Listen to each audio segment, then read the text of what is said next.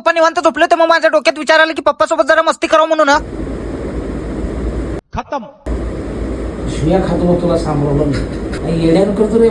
जा ते केस बेस कमी करून जा जाऊन. आज आमच्या मोठ्या पप्पाचा बर्थडे होता, त्याच्यामुळे मम्मी पप्पा बर्थडेला चालले होते. आंध्रांना काय द्यायचं ते दे. मम्मी पप्पा त्यांनी गेल्या गेल्या मी पण डायरेक्ट घरात गेलो आणि घरात गेले येडा लवडाचं शंकराला माफ करायला जायला, शाण्या लवडाचं शंकराला कुरकुरी घेऊन आलता. मग काय जायला एका मग नाही एक कुरकुरे वडता वडालो आणि या लवडाला पण जरा खा म्हणलो. लय बघायला ताई जायला पोटगीत दुखाचं म्हणलो. सगळं खाऊन झाल्यानंतर शंकरा जाऊन पाणी आणतो म्हणला आणि पाणी आणला आणि शंकराला विचारलं फक्त कुरकुरेच आणला का म्हणलं. लगे खिशातनं काढून हे दिला आणि थोडा वेळ बसल्यानंतर अंधार पडल्यावर शंकरातीने जातो म्हणून गेला आणि मी पण घरात जाऊन लाईट गीट लावलो आणि रात्री 9 वाजता यशाचं कॉल आला बाहेर या आलो म्हणला. यशा आल्यावर आम्ही थोड्या वेळात बाहेर बसलो कारण यशा उद्या कुठल्या तर गावाला चालला होता म्हणून लवकर जातो म्हणला. मी बी जाणार उद्या गेलं तर गुलबर्ग्याला. बघू 15-20 दिवसात.